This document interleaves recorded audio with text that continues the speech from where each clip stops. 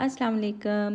Welcome to my channel my life as a housewife. कैसे हैं आप सब? उम्मीद है आप सब ठीक ठाक होंगे, खुशबाश होंगे। अल्हम्दुलिल्लाह मैं भी ठीक हूँ। पाकिस्तान में सर्दियाँ जो हैं बमुश्किल 1.5-2 माह की होती हैं, लेकिन ये इतनी शदीद सर्दी होती है कि इसमें हमें बहुत सारी जो है ना हिफाजती तदाबीर इख्तियार करनी पड़ती हैं ताकि हम जो है ना ठंड से महफूज रह सकें। तो इसके लिए मैं क्या करती हूँ आज के व्लॉग में आपको ये बताऊँगी। सबसे पहले तो ये है कि जिन जगहों से हवा का गुज़र होता है उनको मैं जो है ना अच्छी तरह से बंद कर देती हूँ ताकि जो घर है ना वो गर्म रहे।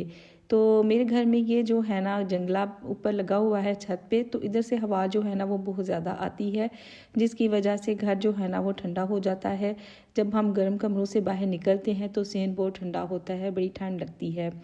तो मैं फिर सबसे पहले ये करती हूँ कि इस जंगले को जो है ना कवर कर देती हूँ। तो इस तरह ये प्लास्टिक मेरे पास पड़ा होता है, ये शीट, तो इसको मैं जो है ना इसके ऊपर डाल देती हूँ अच्छे तरीके से। और फिर इसके ऊपर जो है ना कुछ ईंटें या कोई भी चीज़ जो वज़न वाली है वो रख देती हूँ ताकि ये हवा के साथ जो है ना इधर उधर हो। यहाँ पे मनी प्लांट की कुछ शाखें टूटी हुई थी, वो मैंने इनको इकट्ठा किया कि नीचे जाके जो है ना मैं इनको लगाऊंगी। तो इस तरह से ये जंगला जो है ना सारा कवर हो जाता है। इसके ऊपर ये देखें चारों कोनों में ईंटें रख दी हैं, क्योंकि सर्दियों में जब तेज़ हवा चलती है तो ये इधर से जो है ना खिसके ना, इसलिए इसको कवर कर देती हूँ। तो ये देखें ये काम जो है ना ये बड़ा ज़रूरी होता है। इस तरह करने से हमारे सहन में जो है ना फिर हवा नहीं आती और जो है ना ठंड नहीं लगती। दूसरा ये होता है कि बाहर जो गेट है उसके ऊपर जालियाँ लगी होती हैं, तो यहाँ से भी ठंडी हवा आती है। तो मैं ये करती हूँ कि ये जो दरवाज़ा है दरमियान में लगा हुआ है मेरे सेन में और गैराज में, इसको ना मैं बंद कर देती हूँ। इस तरह से वहाँ से ठंडी हवा जो है ना वो नहीं आती। और कमरों के दरवाजे भी मैं विंटर में बंद ही रखती हूँ। ऐसा करने से हवा कमरों में नहीं जाती और कमरे जो है ना वो गर्म रहते हैं। विंटर आते ही हमारे घर में जो है ना सेटिंग चेंज हो जाती है। पहले हम जो है ना ग्राउंड फ्लोर पे होते हैं, लेकिन विंटर में जो है ना फर्स्ट फ्लोर पे बच्चे जो हैं चले जाते हैं, क्योंकि ये कमरा जो है बनिस्बत नीचे की निस्बत थोड़े गर्म होते हैं। तो यहाँ पे जो है बच्चों के लिए मैंने ये जो बेड है इसके ऊपर इस तरह की जो गुलटेक्स की चादरें होती हैं वो बिछा देती हूँ, क्योंकि ये जो है ना थोड़ी गर्म होती हैं। लेकिन अगर दूसरी चादर ना हो तो ये जो चादरें होती हैं नॉर्मल जो हम बेडशीट्स बिछाते हैं, ये काफ़ी ठंडी ठंडी लगती हैं विंटर के मौसम में। तो मैं क्या करती हूँ एक पुराना कोई भी कंबल लेके ना तो इसके ऊपर डाल देती हूँ, ताकि ये जो चादरें हैं ना ये जब हम सोने के लिए लेटते हैं तो ये ठंडी ना लगे। क्योंकि ऐसे विंटर में जब बहुत ज़्यादा ठंड होती है तो हर चीज़ जो है ना हमें गीली गीली सी फील होती है, चाहे वो कितनी भी सूखी ना गई हो। तो इस तरह से ये जो कंबल है ये मैं इसके ऊपर डाल देती हूँ, तो जो बिस्तर है ना वो बहुत अच्छा गर्म सा हो जाता है और बिल्कुल ठंड नहीं लगती। और इस तरह इसके ऊपर जो है ना मैं फिर ये कुल्ट जो है ना ये डाल देती हूँ। सर्दियों में ठंड इतनी ज़्यादा होती है कि एक सिंगल रज़ाई जो है ना उससे भी काम नहीं बनता। तो मैं ये करती हूँ कि एक कंबल जो है ना वो कुल्ट के साथ भी अटैच कर लेती हूँ और इस तरह से जो है ना इसको फोल्ड करके तो सेट कर देती हूँ। इस तरह से फिर ठंड जो है बिल्कुल भी नहीं लगती, क्योंकि गैस ना होने की वजह से हीटर तो चलते नहीं हैं। तो फिर जिस तरह हो सकता है हम इन तरीक़ों से ही अपने आप को गर्म रख सकते हैं और सर्दी से महफूज रह सकते हैं। जिस एरिया में हम रहते हैं वहाँ तो गैस का काफ़ी मसला है। आम दिनों में भी जिनके घरों में गैस आ रही होती है, हमारे यहाँ पे बहुत प्रॉब्लम होती है। आजकल वैसे भी जो है ना गैस एक टाइम के मुताबिक ही आती है। तो कमरों को गर्म करने के लिए इस तरह फिर जो बिजली के हीटर हैं इनको इस्तेमाल कर लेते हैं हम थोड़ी देर के लिए। तो सारे जो घर के अफराद हैं ना वो फिर एक ही कमरे में बैठ जाते हैं। और ख़ास तौर पे जब हम नहाए होते हैं तो फिर सब बच्चों को ना एक ही कमरे में इस तरह हम बैठ जाते हैं ताकि ठंड ना लगे। इसके बाद जो सर्दियों में सबसे मुश्किल काम होता है वो है घर की क्लीनिंग। पानी इतना ठंडा होता है कि उसको हाथ नहीं लगाया जाता और क्लीनिंग के जहन से ही जो है ना सर्दी लगनी शुरू हो जाती है। तो इसके लिए भी मैं क्या करती हूँ कि पानी जो मोटर है ना उसको मैं ऑन कर देती हूँ ताकि ताज़ा पानी जो है ना आए। ताज़ा पानी कोसा कोसा होता है तो उससे क्लीनिंग जो है ना वो बहुत आसान हो जाती है। टंकी का पानी बहुत ठंडा होता है, इसलिए सुबह उठते ही मोटर को ऑन कर देती हूँ तो पानी जो है ना वो आ जाता है कोसा और बच्चे जो है ना मुंह हाथ भी धो लेते हैं। इसके अलावा दूसरा ये है कि अगर बिलफर्ज अगर टंकी जो है ना लाइट चली गई है तो ज़ाहिर है मोटर ऑन नहीं हो सकती। तो मैं क्या करती हूँ, एक मैंने बकेट रखी हुई है जिसमें मैं गर्म पानी डाल देती हूँ, साथ ही इसमें थोड़ा सारा मैं वॉशिंग पाउडर और ऑल पर्पज़ क्लीनर उतार देती हूँ। तो इसमें जो है ना मैं फिर इस तरीके से जो है मोप इसमें डाल के तो सारे घर की क्लीनिंग कर लेती हूँ। इससे ये होता है कि मुझे जो है ठंड भी नहीं लगती, हाथ भी मेरे सर्द नहीं होते। दूसरे घर की सफाई जो है ना वो बहुत अच्छी से हो जाती है और फर्श जो है ना वो बहुत साफ़ सुथरे हो जाते हैं, उन पे जो दाग धब्बे हैं वो दूर हो जाते हैं और बहुत अच्छा जो है ना वो फर्श साफ़ हो जाता है और मोप भी जो है ना साथ के साथ साफ़ होता चला जाता है और बिल्कुल जो है ना नीट एंड क्लीन जो है ना आपका फ्लोर हो जाता है। तो ये तरीका मैंने अपनी अम्मी से देखा हुआ है, वो इस तरह करती थी सर्दियों में।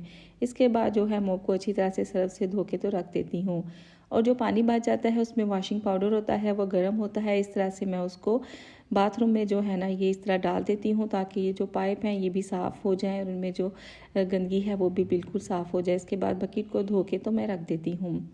तो इस तरह से ये स्टील का एक देचका है बना हुआ है जिसको मैं चूल्हे पे रख देती हूँ। जब सुबह गैस आ रही होती है तो इसी से फिर मैं घर के सारे जो काम है ना वो कर लेती हूँ। क्लीनिंग तो मैंने आपको बताया कि किस तरह की। अब जो बर्तन धोने होते हैं ये भी एक काफ़ी हेडेक होता है कि जो इन पे ग्रीस लगी होती है ना उसको साफ़ करना बड़ा मुश्किल होता है। तो उसके लिए भी जो है मैं गर्म पानी सारे बर्तनों में डाल देती हूँ। जैसे कि आज घी का जो डब्बा है ये खाली हुआ था तो इसको धोना बड़ा मुश्किल हो जाता है, बार बार जो है ना इसको धोना पड़ता है। लेकिन अगर इसमें थोड़ा सा गर्म पानी डाल लें तो सारे बर्तनों की जो चिकनाई है ना वो निकल जाती है और बर्तन धोने में आसानी हो जाती है। दूसरा मैं पानी में थोड़ा लिक्विड मैक्स जो डालती हूँ उसमें थोड़ा सा गर्म पानी भी डाल देती हूँ। उस तरह से भी जो है ना एक तो जो लिक्विड है वो कम लगता है, दूसरा बर्तन जो है ना वो बड़े अच्छे साफ़ हो जाते हैं। तो इस तरीके से सारे बर्तनों को मैं अच्छी तरह से भी धो लेती हूँ। गर्म पानी की वजह से बड़ी आसानी से ये साफ़ सुथरे हो जाते हैं और इन पर चिकनाई बिल्कुल भी नहीं रहती। नहीं तो अगर पानी गर्म ना हो तो बर्तन बिल्कुल भी सही तरह से साफ़ नहीं होते, सर्दियों में उन पर चिकनाई रह जाती है और वो बड़े बुरे लगते हैं। लेकिन इस तरह जो है ना बड़े अच्छे साफ़ हो जाते हैं। इसके बाद जो है ना सारा सिंक जो है इसको मैं साफ़ कर लेती हूँ और मोटर मैंने ऑन ही रखी होती है। जो टैप वाटर आ रहा होता है वो भी कोसा कोसा सा गरम गरम सा होता है। तो झटपट जो है ना ये मैं काम क्लीनिंग का और बर्तन धोने का जो है ना एक ही टाइम पे इस तरह कर लेती हूँ। इसके बाद आजकल जो सर्दियाँ हैं उसमें पराठे बनते हैं बहुत ज़्यादा। तो ये जो नैपकिन्स हैं ये बड़ी जल्दी ग्रीसी हो जाते हैं। तवा भी साफ़ करना हो तो इनको भी जो है ना धोना जो है ना मुश्किल हो जाता है ठंडे पानी से। तो इस तरह पानी गर्म होता है, परात में मैं डालती हूँ नैपकिन, ऊपर जो है थोड़ा सा धोबी सोडा लेमन मैक्स डाल देती हूँ और गर्म पानी डाल के इनको अच्छी तरह से फिर धो के इस तरह चूल्हे पे ही डाल देती हूँ। तो यहाँ पे खाना बनाते हुए ये ड्राई हो जाते हैं और जो पानी बच जाता है इसको मैं इस तरह सिंक में डाल देती हूँ ताकि जो पाइप है वो भी अच्छी तरह से साफ़ हो जाए, उसमें जो चिकनाई वगैरह इसके बाद जमी जी हुई शावर है का वो खत्म टाइम हो आता जाए। है तो ये मैं जब शावर लेके आती हूँ तो मैं उधर से ही वॉशरूम में ही मैंने जो है ना एक स्लीवलेस स्वेटर जो है ना उधर से ही पहन के आती हूँ ताकि बाहर आते हुए मुझे अचानक ठंड ना लगे। क्योंकि सर्दियों में जो है ना सबसे ज़्यादा ठंड आपके सीने और बाजुओं को लगती है, इसलिए उनको कवर करना जो है ना वो बहुत ज़रूरी होता है। मेरे बच्चे छोटे थे तो इसी तरह मैं उनको ना वॉशरूम में उनके सारे कपड़े ले जाती थी और वहीं पे उनको नहला के तो अच्छी तरह से उनका जो है ना जिस्म खुश्क करके सारे कपड़े पहना के उनको बाहर लेके आती थी ताकि उनको ठंड ना लगे। और इस तरह कमरे में हीटर लगा लेते हैं और उस ताकि कमरा जो है ना गर्म हो जाए और वहाँ पे बैठ के फिर जो मैंने लोशन वगैरह लगाना होता है हाथों को वो मैं लगा लेती हूँ। तो अपनी स्किन केयर के लिए आजकल जो है ना मैं लोशन के साथ एलोवेरा जेल और ग्लिसरीन जो है ना उसको मिक्स करके तो फिर मैं अपने फेस पे, हाथों पे और पाँव पे अच्छी तरह लगा लेती हूँ। इस तरह से मेरी स्किन जो है ना वो बड़ी अच्छी स्मूथ रहती है और मेरी एरियो में क्रैक्स भी नहीं आते। इसके बाद सॉक्स पहन लेती हूँ और फिर विंटर में मैं इस तरह के जो स्लीपर्स हैं ना वो पहनती हूँ। घर में ये बहुत वार्म होते हैं और बिल्कुल भी आपको ठंड का एहसास नहीं होने देते। इसके अलावा जो स्वेटर है ये मैंने स्लीवलेस तो नीचे पहना ही होता है, लेकिन चूँकि ठंड बहुत ज़्यादा होती है तो उसके ऊपर मैं इस तरह से एक पूरे बाजू वाला स्वेटर पहन लेती हूँ।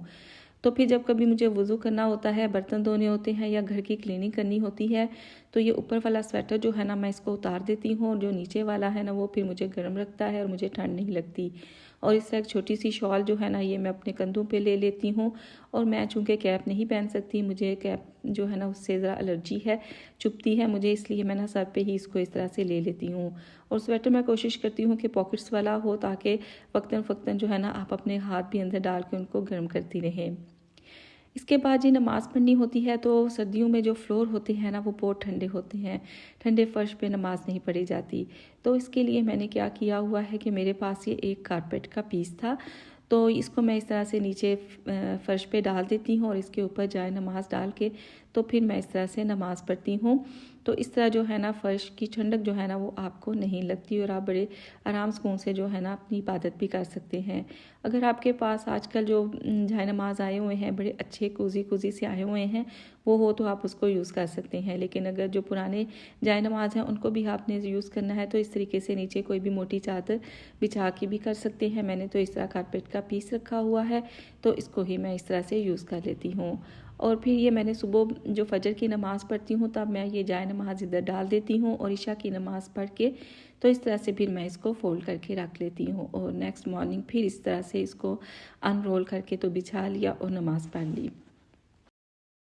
विंटर में बाहर जाने के लिए भी अपने आप को कवर करना बेहद ज़रूरी होता है, तो इस तरह के लॉन्ग कोट या स्वेटर्स जो है ना मैं वेयर करना पसंद करती हूँ जो सर्दी से बचाते हैं, और साथ में इस तरह के बंद शूज़ जो है ना वो पहनती हूँ ताकि सर्दी का बिल्कुल भी कोई एहसास ना हो।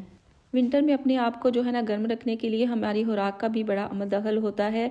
ठंड लगने से एनर्जी जो है ना वेस्ट होती है, इसलिए ऐसी चीज़ों का इस्तेमाल करना चाहिए जो कि हमें गर्म रखें। तो मेरे घर में सूप जो है ना वो बहुत शौक़ से पिया जाता है। मेरे बच्चे पंजीरियाँ वगैरह शौक़ से नहीं खाते, इसलिए मैं सूप बहुत बनाती हूँ और हलवा जात उनको बहुत ज़्यादा पसंद है मीठे में। तो इस तरह के मीठे बनाती हूँ जो कि उनके लिए एनर्जी उनको दें। और ये जैसे ये अंडे और बेसन का हलवा जो है ना खोपरा डाल के मैंने बनाया था, तो ये मेरे बच्चों को इस तरह की चीज़ें बहुत पसंद आती हैं और ये हेल्दी भी होती हैं, जिस्म को गर्म रखती हैं।